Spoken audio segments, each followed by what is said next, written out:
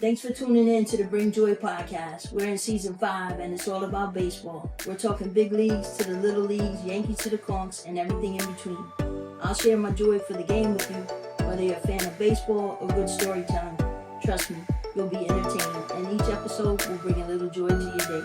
So sit back and relax. Let's do this thing. I want to welcome my guest, Cookie Charres. How you doing, Cookie? I'm doing great, Joy. I got a little bio written up for you. Let's see how I do, and then you can fill in any gaps I missed, all right? You got it. So you're a native New Yorker from Harlem and the Bronx? That is correct. I'm a boogie down boy from the Bronx.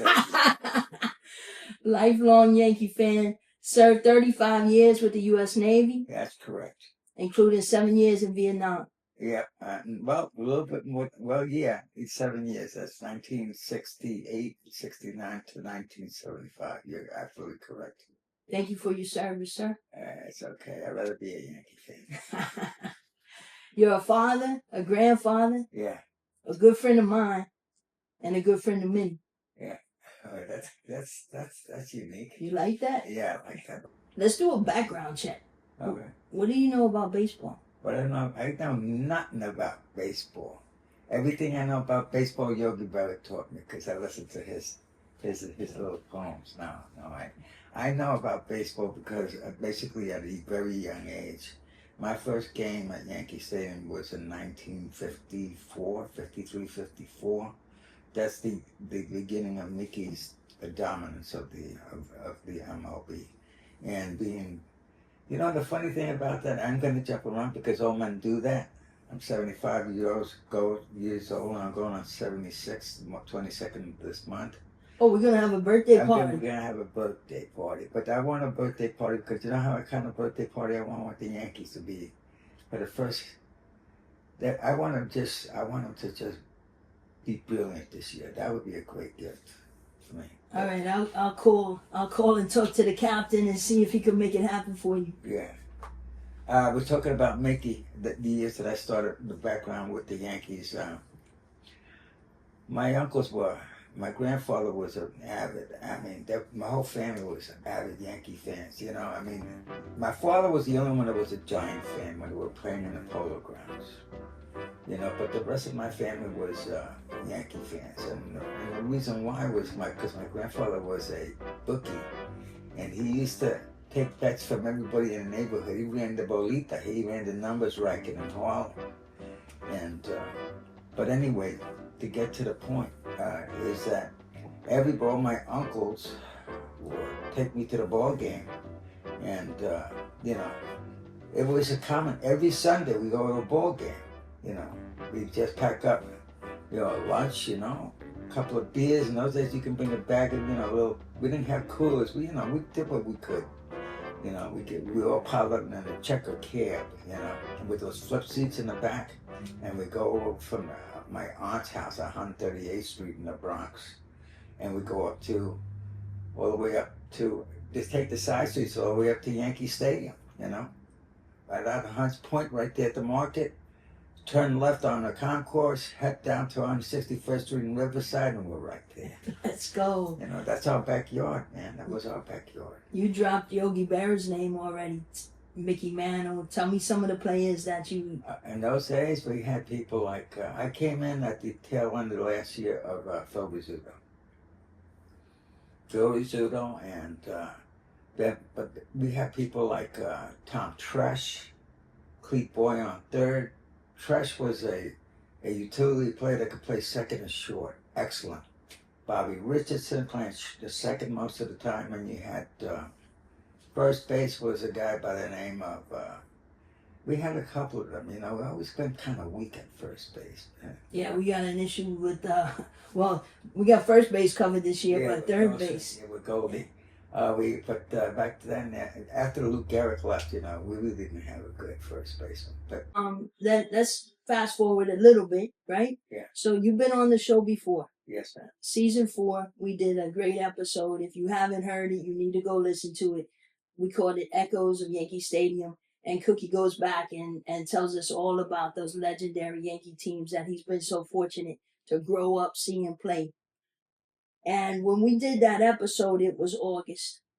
And the Yankees had started the season on fire. On fire. And then we had a terrible summer. Oh, yeah. Remember? They started to die. They took a nosedive. Exactly. It was looking bad. And you and I, we were frustrated. We were making jokes. And we had Soto, too, but the thing wasn't clicking. For some reason, it wasn't clicking. Maybe it was a sign of things to come with regards to the bad taste of Soto leaves in the Bronx. Wait till he gets back there. He's coming back to visit us, and we're going to let him have it.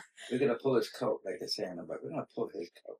Yeah, so we were cracking jokes. We weren't even thinking about the playoffs, but we get out of the summer, we start playing good ball again. Next thing you know, we win the East, right? Yeah. So we walk into the playoffs, and who do we face? We face the Royals and Cleveland Guardians, right? Right. A lot of critics, Yankee haters, say we had an easy road to the World Series. Whatever. We get to the World Series, we're facing the Los Angeles Dodgers, right? I can't stand it. Sorry. We've been there and done that, right? Don't like that. Right? So I don't like them when we're in Brooklyn.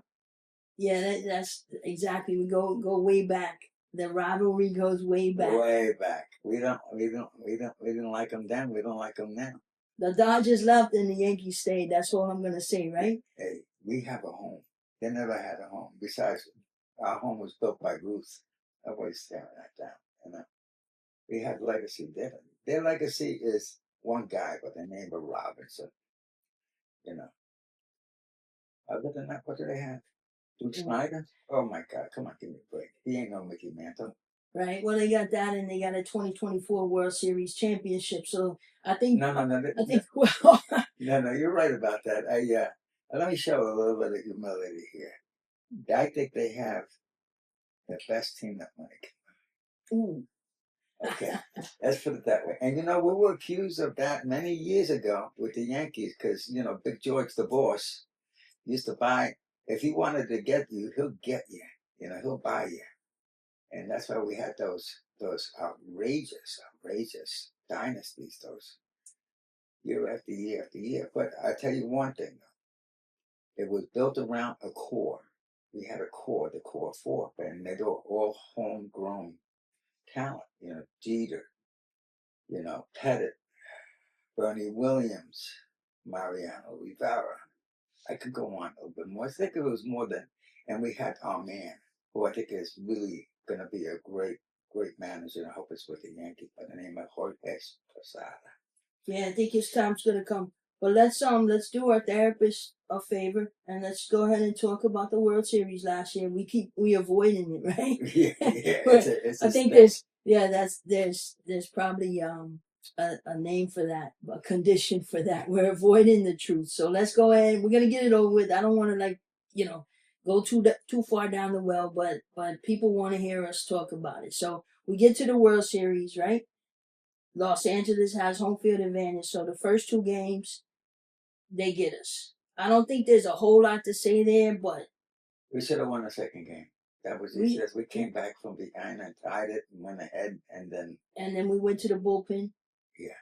And they bring Nestor out. That was a big mistake right there because he just got off the IL. Right, he hadn't pitched for several months. Yeah. Not any during the playoffs, and here we go, and yeah. I would have wanted to be, our man, the guy that took what's his name's face, Holmes' face, Weaver, the Dream Weaver. Yeah, Dream Weaver. Would have went right to the Weaver man, right?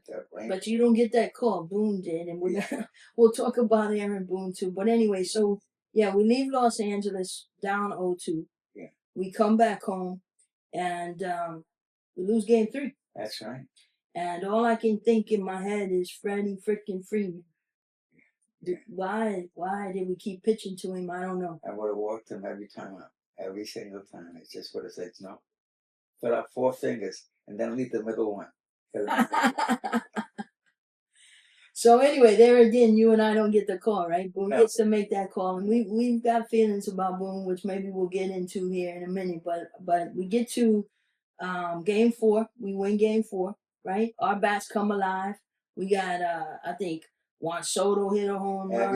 Everybody was clicking that. Everybody. Volpe went wild. Even what's his name? Who's no longer he's with Detroit now. Glaber. Yeah. We had a couple of Glaber days that day. Yeah. Yeah, he was hot. He was hot for a minute. Yeah, his defense really lacked a lot, but his offense was good during the playoffs. And now he's with the Tigers, like you say. But so we get game 4, and then we back at game 5, and we're looking good. We're looking good now. We're hitting the ball good. We're scoring runs, and we're like, okay, we're back. We're gonna take the series right here, and then we get to the 5th inning. And then the year came out of the blue. Yeah, so we get a fly ball to the captain. Like to center field. It was funny because it died. It was like almost like you were watching somebody fish, put a net on it or string and pull the ball. It just died. I think it was a little bit of the yips that our captain got. It can happen to anybody. I'm not going to make excuses for the guy because in this day and age, I'm going to be frank with the public here. You get paid that much money, okay, you make that catch. There's no effort. And I'm pretty sure that judge is still kicking his butt. He's still pulling his hair up because of that. Yeah, he'll never forget that. As many home runs, as many records as he set, and as many rings as he gets, because I'm an optimist forever. Yeah. And I know that's why they call you Joy. Yeah, there you go, right? My mama named me right. But he's gonna walk out the Hall of Fame with rings on both hands. I hope you're right. I hope you're right. I hope he takes away I hope he can equal at least what Jeter's got. Jeter's got 5 rings. Yeah, that would be something. Now the only one that doesn't have, the only one that has more rings than him is who? Tell me.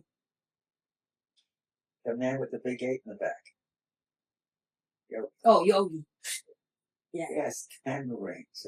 Why does that happen? Like, Yogi's he's not the first name that people talk about, right? We talk about Babe Ruth and Mickey Mantle and Lou Gehrig, Joe DiMaggio. Why do we go blank when we need to know that's Yogi Berra? And I love catches, right? I'm for catches all day. But anyway, so Judge fumbles the ball, drops the ball, and then it's not bad enough. We get another ground ball. We could get a guy out at third. Bad toss over there. Your pitcher freezes. You got the first baseman that doesn't know what the hell he's doing. Yeah, we got Rizzo and Cole pointing at each other. Nobody covers the bag. And folks, you know what it is? Look, momentum is the big witch in the ballpark. Okay, if you're on a good swing and you got the right stuff that day, because I'm telling you, I think sometimes it's better to be lucky than good. I just think it's basically, I really do, guys. I think that you're gonna be lucky than good. There was times, and we'll go back later, but I'm gonna continue with this first. The thing is that day, for some reason, one little error takes the momentum away from your soul. It's like all of a sudden you think you got somebody. It's like your boxer. You got a guy against the ropes, and all of a sudden he hits you with a jab, and you say to yourself, "Uh-oh, wait a minute now. Let me back off a little bit." And then you lose your momentum before you know you're on your ass. So I think that's what happened. I think that all of a sudden, and the Dodgers, when they got you on a rope, they're not going to let you go until they step on your neck. They had a great team. And that's what good teams do. Yes, and that's where I say we got out coached. Oh, there's no question about it. I don't care what anybody says now. I'm not an expert. I'm not a sabermetrics kind of guy. I'm old school. I'm the type of guy that if you bring a knife to a fight, I'm bringing a gun. You bring a gun, I'm bringing a bazooka. That's the way we think in the Bronx.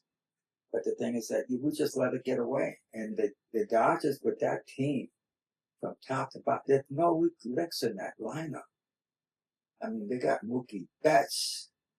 They got the whiz kid from Japan. Come on, man. It's like, there's no let up on that team. And then on top of that, when they get you weak and they got you on a rope, they're going to really hit you with everything they got. And that's what they did to us. Yeah, they did. And our man couldn't react to Dave Roberts' moves. He couldn't. No. And they kept pitching to Freddie Freeman. I mentioned that already, right? Freaking Freeman. Freddie freaking Freeman. So, like you said, they knocked us on our ass, and we're looking at them celebrate and do the dog pile right there at Yankee Stadium. Yeah. Couldn't have been any worse. Like, sick to my stomach, my heart's in my throat. And then I see Juan Soto be interviewed. Oh, God. And he turns a Yankee hat backwards, right? I don't know. Maybe that was a sign of things to come. I don't know. But then he proceeds to say, yeah, he's available to any team. Right. It's all about the money. So here we are.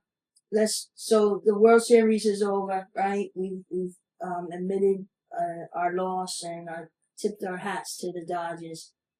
Now we're headed into the 2025 season. We just, brought up don't say his name, Juan Soto. Well, yeah. He's I look at it this way. Look, I think the guy did what he had to do for his family. Does he have any character? Is he a character? Yeah. Does he have any? No. All right, I don't want to we got feelings. We got feelings. The guy did what he had to do. Right, okay? He did what he had to do for his family. He's like talking about the richest contract in sports history, $765 million for 14 years, 15 years. Right. I read something today. Babe Ruth signed in 1922. He signed the richest contract, and he was making like 100,000 something. Yeah, like 55,000. Yeah, it was like and then when they not even six figures. They asked him in the dugout. Now I know a little bit of history about this one. Not that I was living at the time, guys. I ain't that old, but I am old. The thing is that they asked the newspaper, the Post article was the Daily News. How do you feel that you're making more money than the president of the United States? And the guy said, and Ray Ruth said, yeah, but he ain't batting 320. That's a good one. So yeah, the Mets, the offseason, the Mets right off the bat, they signed Juan Soto, and we had a good time. He was a good player. He was a lot of fun to watch, and let's see what he does. We'll see him again. Like I mentioned in my last podcast, we don't have to wait till the regular season. We're gonna see him before spring training's over, and we'll welcome him. Right? We'll give him a proper Yankee welcome. Yeah, no, we're gonna go visit him at his house. They sent me a couple of boys to his house. Yeah. Yeah, we're gonna pay him a visit. He comes from a long line of gangsters, people. No, I do not. I come from a long line of Yankee-loving family members. We just do what we need to do to keep it straight. He needs to be straightened out a little bit. We can do that. But no, all kidding aside, okay? I mean, I give all the props to the Mets. First, the Dodgers for beating us, because they really put a hell of a team together. I'm sorry, their whole entire organization just did a phenomenal job. We got lost in the sauce. I thought, to be honest with you, I can say this with all honesty. I think Joy and I agreed on this, that neither one of us really thought we were going to make the World Series to the end, and we made it. So I give us a little bit of props, but not enough. Once we get our foot in the door, I want to win it all. Yeah. It's like tasting, it's like putting your finger in your mom's sauce in the pot on the stove, and all of a sudden you can't eat, but you got to be satisfied by just having your finger in the pot. No, that's not the way we roll here. Exactly. So we're coming into the 2025 season with new players, new faces. Besides Juan Soto, we went ahead and we picked up some good players there. Cody Bellinger. We got Cody Bellinger. He's a 3-time Gold Glove center fielder, outfielder. He could play. He is a what do you call it? A top-notch defensive player in the outfield. Hang on a second. We got an airplane crashing. I got construction going on. I got airplanes flying. That's Soto's private jet going to. Yeah, spring training. He heard you. All right, so Bellinger, go ahead. He can play all fields. Yeah, basically. he's a Gold Glove, Platinum Glover in the outfield, and we got him out there so he can roam around. He can do both. In fact, today he's playing right field, not center, because center's going to be But anyway, he's playing right field to show you, and I believe Judge is DHing today at this game against Minnesota. Well, let's talk about the new guys for a minute. Talk about getting lost in the sauce. We're getting lost in the sauce here. So we got Bellinger, we got Devin Williams. Devin Williams is a hell of a closer. Right? Think about this guy. We got Weaver and that leading up to Williams. I mean, that's like having what was the name of the lead into Mariano Rivera coming? Wetland. John. John Wetland coming in, and he would lead into. Once Wetland came in, the game. Then he's handed over to my man, Mariano, Big Mo, and it was over. It was done. You could put Wetland in the 6th inning. It's done. It's finished. So I say Devin Williams, and you go right to talking about Mariano Rivera. That's we're not doing a comparison yet, but we need a closer, and I think he was. We get excited about talking about a closer, a Yankee closer again when we got this guy. So we agree it's a good pick from the Brewers. We'll see what happens. Also on the mound, we got Max Fried, and he threw yesterday and looked good. He was awesome. He was wicked. He was throwing high cutters at 96. Okay, the guy's a beast. You can't hit what you can't see. You can't. No, it's coming in at 96, 97, 98, and it's around here, and it just... And the guys swing through it because they're doing a defensive swing because it's being crowded. You don't want to get hit by that. Yeah, and I hear that he's a lot of fun in the dugout, too. They say he's got a lot of personality. So... now he's going to grow. Now with the facial hair... restrictions taken off, he's going to grow his beard. But he was kind of a little pissed off a little bit about that he had to shave off his. Well, Devin Williams, you're talking about. Yeah. And then Max Fried too, because he always sported. He likes sporting them on stage. He looks good on stage. Yeah.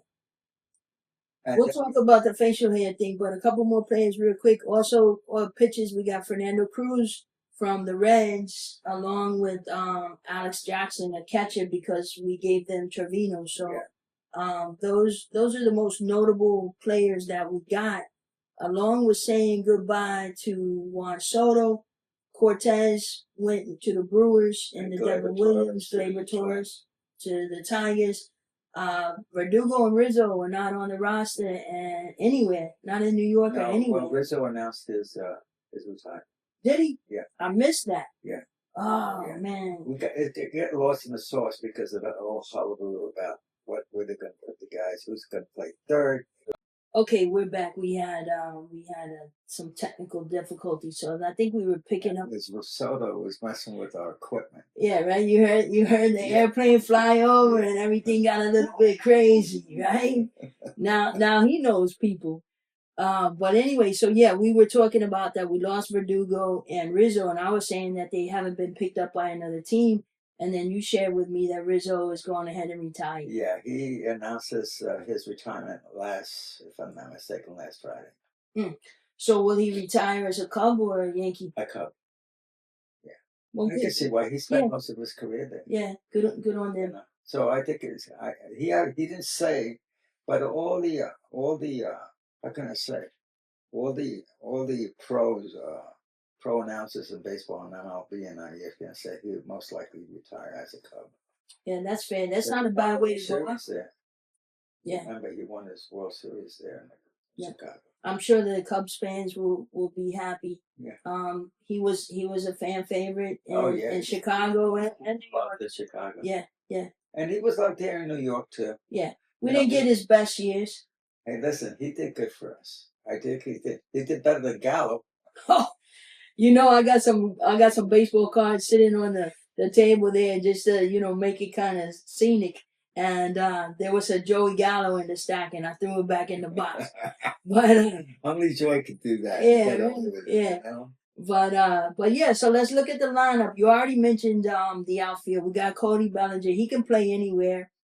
Center field for sure, but we got a situation because we got the young kid Dominguez, who's the Martian, right?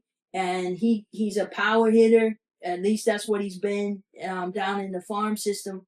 He's a natural center fielder. So what do we do? Because he's looked terrible in left field. So what are we doing there? Right there, it's a conundrum right now. I look at it this way. By the way, Puerto Ricans know how to say big words. Okay, we don't have to. You said conundrum. Conundrum. Okay.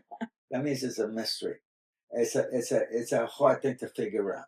The thing is, right now, he's offensively, he's doing Okay, I wouldn't light up the board on him right now, but he's hitting. At least he's hitting from both sides of the plate. He hit a home run from the right side the other. Right, he's a switch hitting power hitter, so he's got light tower power. Right, so I'd rather him be comfortable at the plate than worrying about if he's catching a fly ball in the corner there in left field. So for me, I think I'm convinced now. I'd rather put him at center field, let Bellinger play left, put Judge in right, or vice versa. And then they're talking about, they're discussing, there's been a big discussion about, because what they can do is that they can also DH Jason Dominguez and then put in Grisham in center, because Grisham has been the top, one of the top. People don't know this guy. And if you look at his credentials, he's been a Gold Glove center fielder, outfielder for years.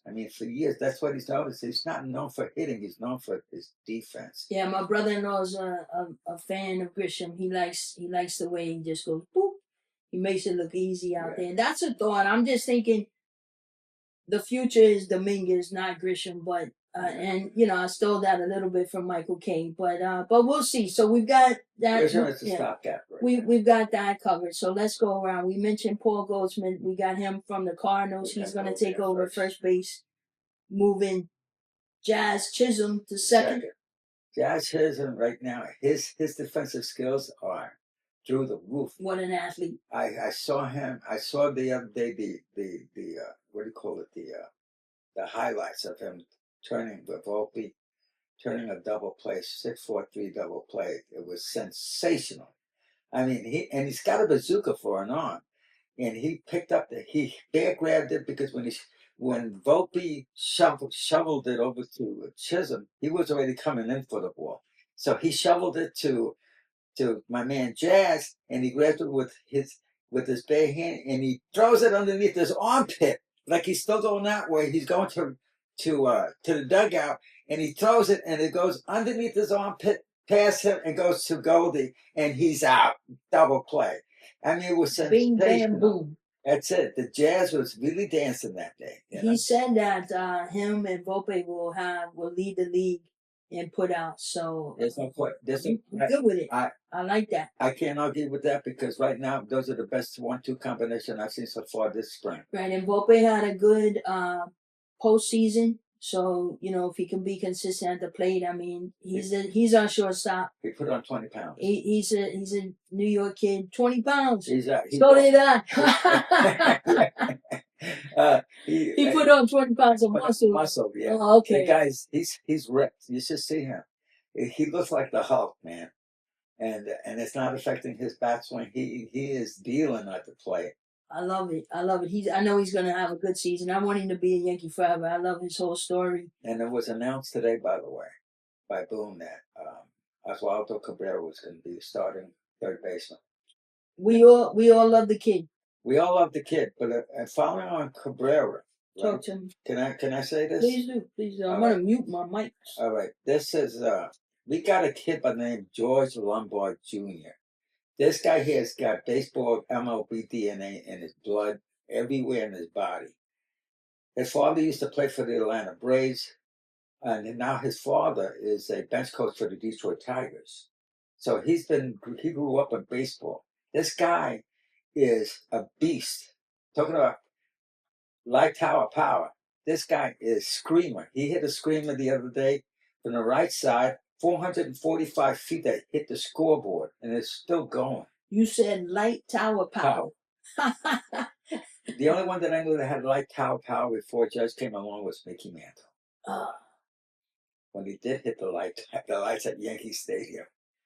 It's this kid is something else. And guess what? But he's 19 years old. 19 years old. So we're not going to see him for a while. We're not going to see him for at least one more year, because they're going him. He's in single A, and they want him to go up to at least triple A. So they're going to skip double A. Okay. But you know what? What's his name? Volpe skipped it.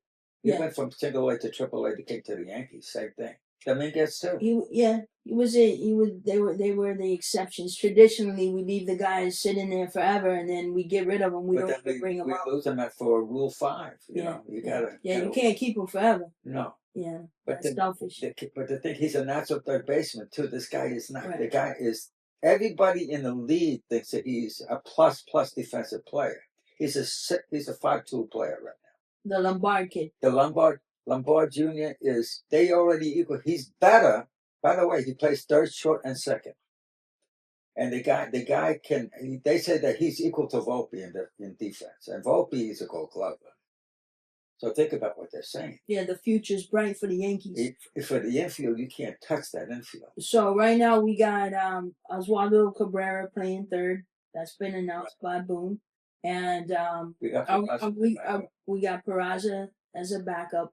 Are we okay without having a big name third baseman? Are we going to be patient as Yankee fans? Joy, I think that's probably the best question of the year. I'm totally serious. You knocked it out of the ballpark with that question. Because first of all, either way you go, you're going to be questioned what your choice is. You know how the Yankee fans are. You know how I am. Yeah. I'm brutal. Okay. How many times did I quit watching the Yankees? How many times did we not talk last season? Because, ladies and gentlemen, let me tell you something. She was my therapist. I would send a text and she would say, just chill out. Go watch a movie. His passion lets him, it sucks the joy out of baseball. It gets so wound up. I don't even think we talked during the World Series. No, we didn't. We texted each other. Yeah. But anyhow, that's the thing. Yankee fans are hard on each other. We're hard on our players because we have high expectations. We've got 27 World Championships. Of course, we have high expectations. We're champions. We want to be champions all the time. It's harder than we make it look. All right. But anyway, third base, we're going to be patient. We have to be patient with the kid Dominguez too, right? We have to be patient, but I think that with Dominguez, see, this is where I give credit to, not to Boone, but managers. You got to be a good manager and also a GM, because what happens? You got a kid that's developing. And what do? If they start having doubts about their defensive prowess, it's going to affect their offense. They're not thinking about hitting when they're at the plate. They're thinking about their defense. What they made, if they made an error. The poor kid made like 3 errors in one game last week. So he's already down on himself. You remember Chuck Knobloch? Oh my God, the guy couldn't. He bounced away. He couldn't even throw it straight. He bounced the ball. But that's why I started thinking of him when Dominguez continues to make the same kind of errors. Like he can't even see the ball out of the sun, and it's like the same thing over and over. And he's an athlete. He's a top-notch athlete. But I think he's in his head at this point, much like Knobloch. And there's no doubt about it. No doubt about it. But it's too early in his career for him to get in his head. And so as fans, I think he's got to play through it. He's got to play through it. Right. And we need to welcome him. He has to play through it. But this is important when you have a cohesive team. And this is where a good manager, like a Joe Torre used to do. I mean, look what Joe Torre did for Derek Jeter. Right. Well, this is where Aaron Judge and these guys need to lead. They got to step up and be there for this young team or young players that are coming up. Let's talk a little bit about the pitching staff. We talked about the new guys coming in, but Garrett Cole's our guy. He's an ace. He's pitching today. So we got Cole and our rookie of the year, Luis Hill.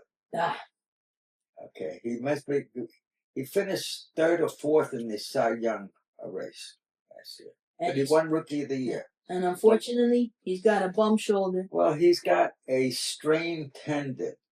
So they're going to treat it with some steroids, and they're not going to operate. They don't think that's necessary. That's good news. So he's going to be out for at least 6 weeks. Right. So we're not going to start this season with him, which means that Stroman, who I was barking at you last week about, let's get rid of him. He's got a bad attitude. Who's the only one who wanted to get rid of him? No. I'm saying I like we both. You have to swallow for a minute. Yeah. Unless, see, my biggest contention now, guys, ladies and gentlemen, we have a guy by the name of Will Warren.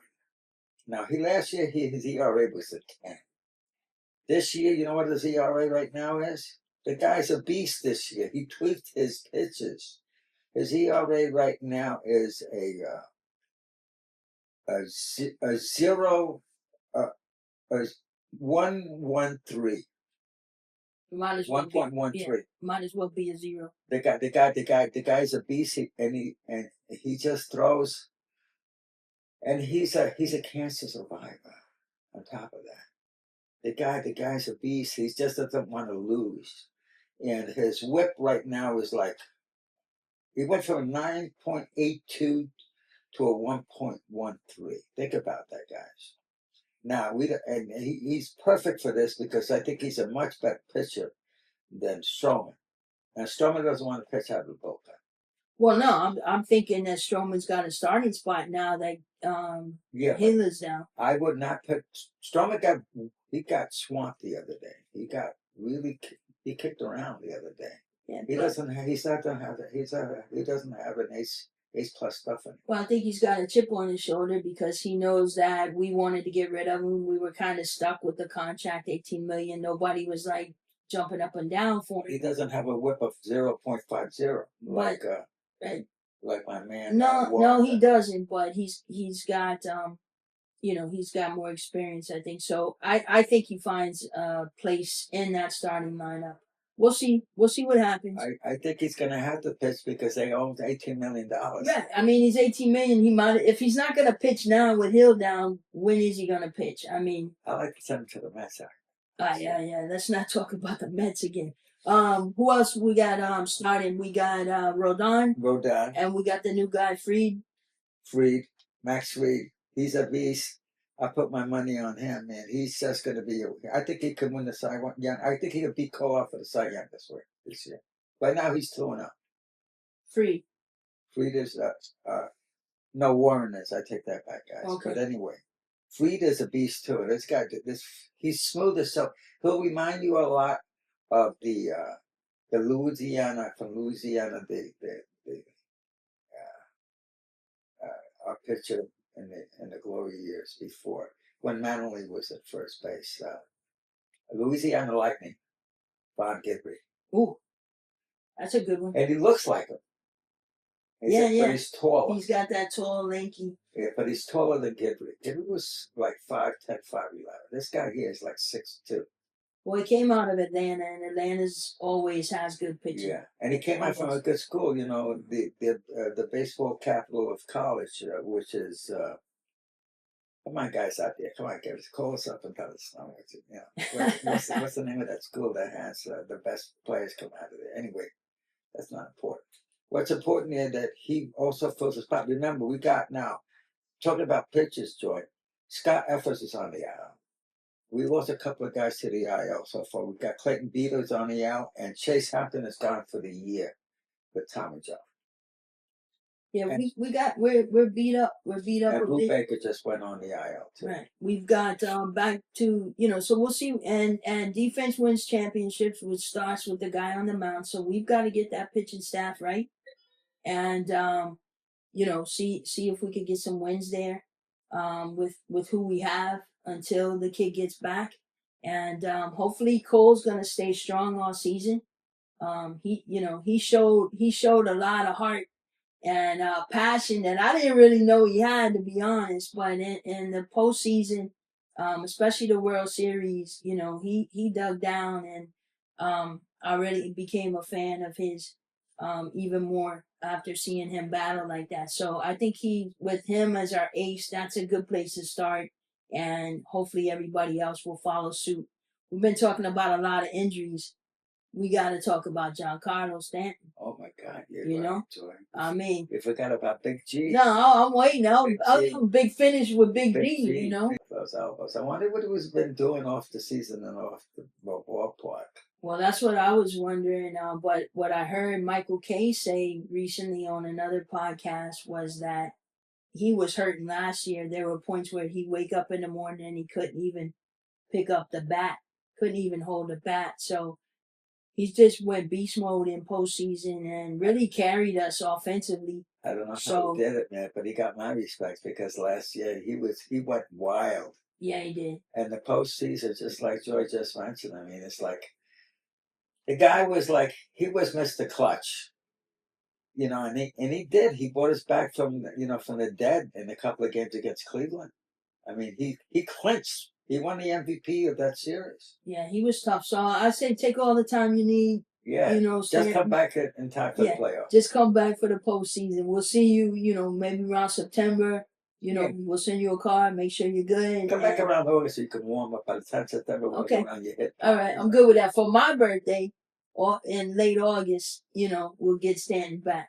We'll get Big G for Big J. Yeah, there you go. We were talking about Stanton coming back for the postseason, so I like the way we're thinking, right? That we're going to go to the postseason. In order to get to the postseason, not only do we need Stanton back, but we need Judge to have a big season. We're talking about all these guys, and we're not giving the captain the proper due respect, right?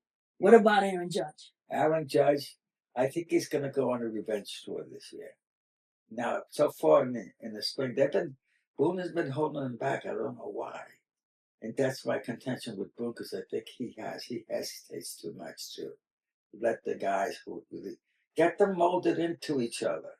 You know, the captain's got to lead. He's got to lead by example. Yeah. And so when you start hitting, and you know the Judge can hit, when he goes on a roll, when you gotta warm him up now. You gotta heat him up. It's like he's like a stallion he's like Secretariat, you know, as a thoroughbred, and he's big enough to be one. So the guy, you know, it's like he's got to warm up before he makes that final turn around this, you know, the final postmark on at Aqueduct. Any predictions? Is he going to hit over 50 home runs this year? Right now, I predict that he's going to be at least 45 right now. Okay. I haven't seen enough of him to see exactly how he's going to now. Because to be honest with you, Joy, I think that the American League this year is not competitive at all. I think the Yankees and the Red Sox are the American League East. The American League East. Right. Even from top, even the whole American League. But the American League, specifically the American League East, I'm glad that you pulled my coat on that one, because it's true. I mean, who's in it? Toronto? They ain't going anywhere. They haven't made any changes. Baltimore has stayed the same, basically. Okay. The only ones that's made changes this year are the Yankees and the Red Sox. Let's talk about the Red Sox for just a second, because my boy, Haig Smith, good friend of mine, is a Red Sox fan. Oh, I know Haig. You know Haig, right? So he's a Red Sox fan. Him and his boy Kai are Red Sox fans. So I'll give Haig a shout out. And he told me already that the Red Sox are better than last year. And they went and got a bunch of pitchers. And they got and they got Bregman, right? So they even got, what's his name, Rafael Devers is not just DH. Right. And he was the face of the franchise. Think about it. Talk about a face. Anyway, you bring out the bad in me, but look, no, that's the best in you. Yeah. So Red Sox will be competitive, right? They're gonna show up and compete. They're spending money, and they're a winning franchise. Just because they can't beat us doesn't make them. They're like second. They're the only ones that, other than the Dodgers, that can beat us. Well, and then also to round out, so we haven't mentioned Tampa, and Tampa is basically like our tenants right now, because unfortunately their stadium got blown away during the hurricane, which is not a joke by any means, but they had to come to us, so they're playing at our field. They're playing at Tampa, all season. So that's like, daddy. You know, if they start to beat us, we'll evict them. That's what I'm saying. We got the upper hand there, and you talking about them playing outdoors. Yeah, it's like in the rain, the sun. Oh, and you know those fly balls? The sun's going to be really in there. Yeah. They're not used to that. Yeah, so I think that hurts them. But they were already hurt. But I give them credit, because they're going to get acclimated, because they're playing in our ballpark right now. And during the spring training, they can get acclimated pretty good. Sure.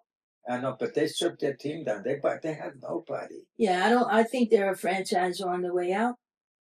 Well, I think you're right about that right now for the moment. I don't see them competing to the point where they're going to make the playoffs. Right. You know, I think the top three teams in the East is going to be the Yankees, the Red Sox, neck and neck, and then the only team that I could say that could be competitive to us would be the Orioles.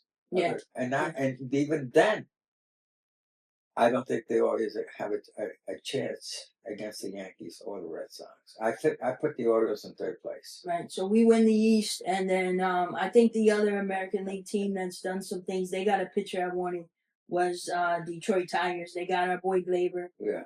And they got the guy that was pitching with the Dodgers. What's his name? Flannery. Yeah. I wanted him to come to the Yankees. Yeah. We were bad, but we did. Yeah, twice I wanted to get him, and we didn't get him either time. So I think Detroit is a better team, and my friend Mark Pearson, he's a Detroit Tiger fan, so I'll give him a shout out as well. But either way, we'll match up. We'll play 163 ball games, right? Well, we're gonna play more than that this year, my friend. 163 regular season. The Yankees will win the East, and we'll see who we're gonna match up with. The only thing is that what I don't like about the playoffs, Joy, is that I hate this. I hate the whole configuration of it. The wild card. Yeah, the wild card to me, it's not fair because you can win you can win your division or your conference. Yeah. And you can win 100 games. Let's say the Yankees or the Red Sox win let's say 99, 100 games. Mm-hmm. Okay. And then all of a sudden a little team that gets hot at the end of they make the wild card and they get hot for 3 games and then they beat that leader. It's the best out of 5. That's not right. I'd say change it all to best out of 7. Best out of 7, everybody's happy. The MLB makes money. TV sponsors make money, and the teams have a chance to really show. They shouldn't make it a wild card chance. In other words, if you get lucky in 3 games, they're done. You're done. Right. It's not right. Before we talk, I want to talk a little bit about the business of baseball for a second, since you mentioned the MLB, right? Because let's do that. But before we get off the Yankees, I know we were talking about Judge, and you were telling me about a kid that we have in the farm system that's like big and strong like Judge. Who was that? Spencer Jones. Numbers right now he's wearing number 78. They're running out of numbers in the Yankee roster, my friends. Number 78. Spencer Jones. He bats and throws lefty, so he's an Aaron Judge, but from the left side. You know what that means at Yankee Stadium, right? The short porch. Short porch. How about the upper deck with this guy? He's 6'6" and 235. How did the kids get so big? I don't know, man. What are they eating? I don't know, man. And he's only 23 years old. Well, same age that the Judge came in. That's good stuff. I don't want to bring it back to the Dodgers, but anytime I have an opportunity to remind fans, and I know I have a lot of Key West people that listen to my podcast, the Dodgers have a up-and-coming superstar, a native son of Key West, Antonio Knowles, in their pitching rotation, and or on their pitching staff, I should say. I hope he gets called up this year. I expect him to get called up, but he got an inning of work on opening day spring training. 7 pitches, looked great. For who? He's playing with the Dodgers. Oh, that's right. Yeah, I've been telling you about him. But yeah, Antonio Knowles. But I'm hoping that they got enough pitches and the Yankees can go steal one. We got to drop that dime. They stole the World Series from us. We're going to steal Antonio Knowles. Let's take that. Let's take the nose. Yeah, let's go get him. Hey, Cookie, I was talking about the business of baseball. You mentioned the major leagues. One of the things, there's always the narrative that baseball is boring, baseball's dead. So major leagues have done a lot of things to speed up the game, right? One of the things is the pitch clock. I think we've gotten used to that. End of the game, tie ball game, end of 9, tied up. Now they put a runner on second, the ghost runner. There's been a couple other changes that I've seen. The ABS. Yeah, you want to talk about that at all? Yeah, the automatic balls and strike system. I can't stand it. I've been looking at it. At first I said, let's try to get, it was cute because now you can actually challenge a pitch if you think it's close. You tap your head. Yeah, exactly. That which already looks ridiculous. Yeah, it's like, what are you, a third base coach making signs? Now, leave it to the Astros to use that as a cheating scheme. But the thing is that, it's like, come on. I mean, do you want to really get ripped rid of the umpire. I think that's the greatest thing about umpires is that you got the human element, number one. Number two, why are you going to take away the manager's right to argue with the umpire? Then nobody will be thrown out of the game. Yeah, talk about excitement. And I'll give credit to Boone for that. Boone can argue. Boone can pick a good fight. He can argue better than managers. You know. Put it that way. Yeah, he's a good fighter. So the other thing I've seen is about blocking the bag at second base. So that's a thing. I know, just like they did for home You know? plate. The catcher can't block the bag they play anymore. He's got to have the ball. You got to get the ball in that area for him to reach and then block the bag, or he uses the legs. I mean, we got a lot of injuries last year from the catchers having to use their legs or their arms. You know, they torn rotator cuffs over that because they're sliding to the arm when the catcher reaches and catches the ball with his mitt. The guy slides in pretty hard, and he puts his spikes on his glove, he snags it and pulls it and yanks his rotator cuff. Yeah, so they try to avoid injuries, collisions at second, and then they falls back on the catchers. Trying to adjust, not block the bag, so they're making pretzels out of it. I say just let everybody hit each other. Yeah, just like the old days, right? Come on, man. Toughen up a little bit. It's just like everybody getting on the IL. Every time you turn around, everybody's got. You know it, they're going to be sharing the World Series trophy as a runner-up. They're going to have a participation trophy. Yeah. Hey, we don't want that. We can't let that. Let them play the game the way it's supposed to be played, man. Toughen up a little bit. Right. Kid. That's the same thing they're trying to do on first base. And again, a lot of this stuff is happening during spring training. We're not going to see it in the actual regular season, but they've added a bag to first base. Oh, yeah. Right? So. Like they do in the Little League. Yeah, just like Little Leagues. Hang on, we got this Soto coming over us again. But yeah, they've added a second base, right? So there's now two bags at first. So if a runner's coming down the line, he's got to touch that outside the bag. Yeah, I'm looking at my clock to make sure I hit record. He scared me for a minute. I'm starting to feel like Soto's watching me. But anyway, yeah. So the runner coming down the line, he's got to hit that orange bag, at least partly, right? So now you're putting your umpire in even a tougher position. So he's got to see if he partly touched the. It's a bang play. What are you going to do? What happens if you get to the real bag and the sound is different from the one on the outside because they go by hearing too. Sure. You know? And when your cleats hit the bag, it goes to sound differently that you don't hit the bag or you toe it. I just think that's a wrong idea. I don't like that idea at all. The ABS for me should be taken off. I know they're not going to use it this year. They're using it as spring training, but in the minors they use it all the time. Right. No. And I think I think there's we want to get it right as much as possible, but we're human. We don't have to be perfect, right? There's that human element and that. I've attended games at Yankee Stadium all my life. Not that. I didn't care what time it was.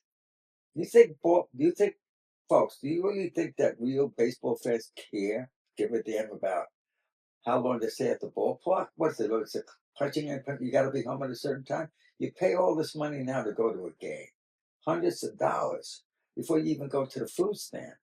And you're worried about getting out of the ballpark at a certain time so you could beat the traffic? No, come on, man. Toughen up, guys. Stop with this stuff already. Let them fight. Let them get into make it a contact sport like it was before. I mean, it's not like football. It's not like football, You're going to put a time clock. Before you know, you're going to put a time clock on the game. All right. Hey, Cookie, we got to wrap up here. Let me ask you, can you take me back to the subway and take me back to Yankee Stadium? Yeah, sure can. My favorite part of going to Yankee Stadium, guys, was when we hit the last stop, which was 149th Street and Grand Concourse in the tunnel area prior to hitting 161st Street and Riverside. And I would always run to the front of the train because my favorite scene was like you're in this darkness. You're in the dark and you see this little pinhole up ahead and it got bigger and bigger and wider the more you progress on the rails. And when it hit that spot right there, the whole world opened up, and all of a sudden you saw on the left-hand side of the window was Yankee Stadium, you know, and it was pulling up, and they would announce, yeah, they would say 161st Street, they would always say Yankee Stadium, you know, and the conductor would say Yankee Stadium to your left, and your stop is going to be on the right. So don't go to your left, because the door's going to open on your right. Good luck, Yankees. And that was it. And let me tell you something. It was such a, because at that time the subway station was connected to Yankee Stadium. You could go straight from the ramp at the station platform to the actual ramp at the Yankee Stadium. And it was, for me, it was the delight of coming out of that dark tunnel and seeing the color of the blue skies and the white facade of Yankee Stadium. To me, it was a great contrast, and I'll always remember that to the day I die. That's good stuff, and that's a good place to stop. Let's do another one around the All-Star break. We'll do another episode. I'll be more prepared. And see how our Yankees are doing.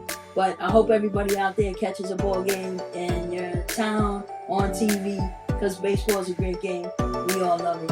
I'm Joy Newlish, and I appreciate you tuning into my podcast. My purpose is to bring joy into my life and the lives of others. If you enjoyed this episode, drop a review, share, and subscribe, because there's a lot of good stuff in the tap. You can also follow Bring Joy on YouTube, or check my website at joynewlish.com. Now go bring joy to the people in your world. Until next time, much love. Thank you, Cookie. You're welcome, sweetie.